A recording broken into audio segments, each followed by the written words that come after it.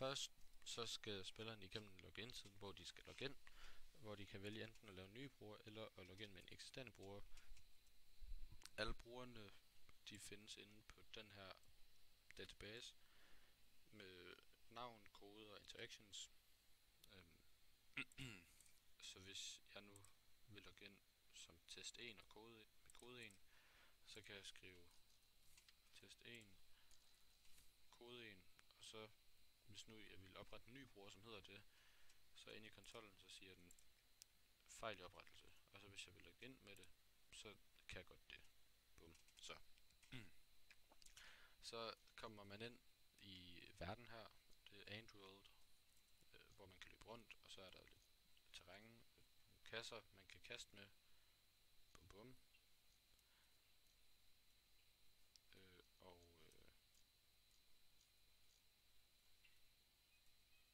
Ja, en masse kasser. Og så er der nogle NPC'er, man kan snakke med. Dem får man score af. Nu er jeg logget ind som test 1. Det står herovre i player data, som gemmer login data på tværs af level, så den kan tage den score, man nu får, og så gemmer den til den bruger. Så snakker med NPC'en, og så kommer der score increased i konsollen, og så test 1, deroppe på leaderboardet kommer til at få en ekstra score, når leaderboardet opdaterer, hvis det ikke har det. Nå, så kan man snakke med dem her. Har den her, blå her. Så burde der komme 2 plus til de der 134. Den opdaterer hver 10. sekund. Så går man ind i Mewtwo'en. Der er en masse kasser her, som er sat for, at man ligesom skal eksperimentere lidt med at kaste dem væk.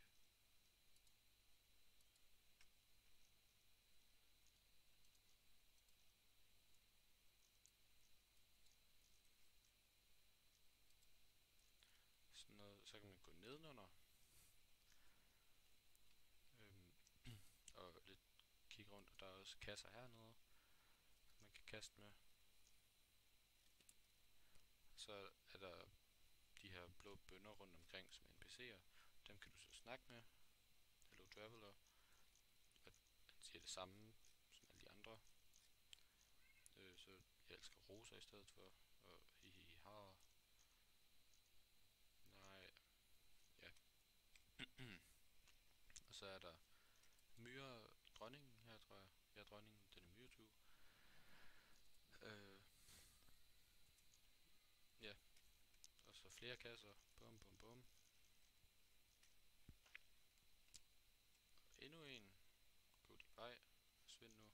Ja. Ikke så glad myre her.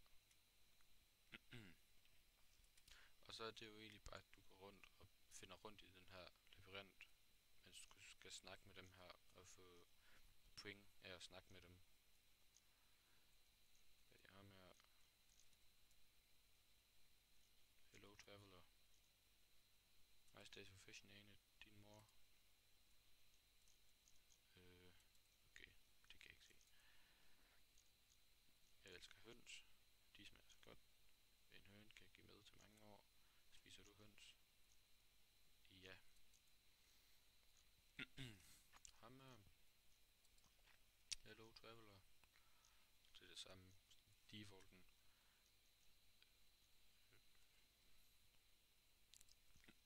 Og det er sådan, det.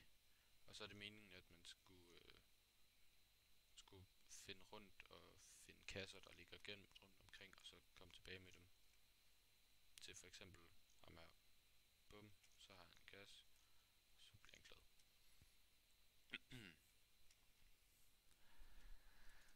Og så nu om en 70 sekunder, så udløber timeren. Og så kan man få lov til at genstarte spillet.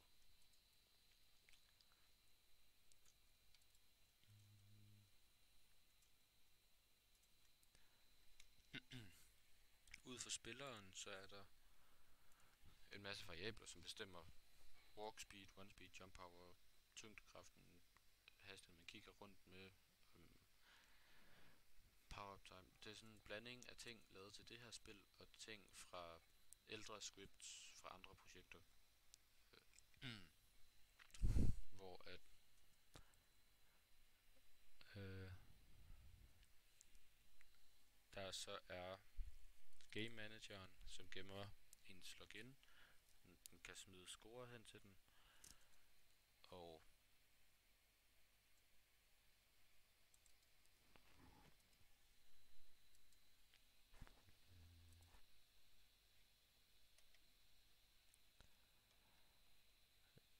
jo, verden er lavet med Unity's terræn editor, og nu slutter spillet,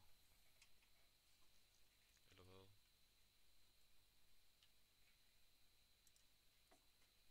Okay. Det burde det gerne gøre. Men hvis vi går ind på Andworld, så kan vi lige finde Canvas, og så Game Over teksten,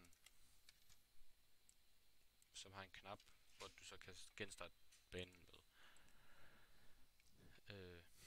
Her banen, som er lavet med Unity's terræn editor. NPC'er, de er her alle sammen. Verden, der er world structure, som er de her bobler, som Myrtuen er bygget med. Og så er der props som alle kasserne og sådan noget. Nu har Game Manager scriptet fået det har den funktion, at du kan genstarte spillet, når tiden udløber. Det var det, der ikke virkede. Men det fungerer for det meste. Måden du samler ting op med, er med den her hånd i pickup script, hvor den parenter hånden til objekter. Og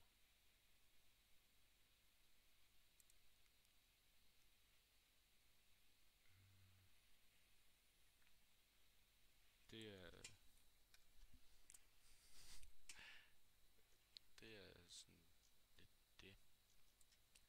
Der, der er ikke noget at blive implementeret et quest-system, men logins og opretning af brugere og sådan noget, det findes.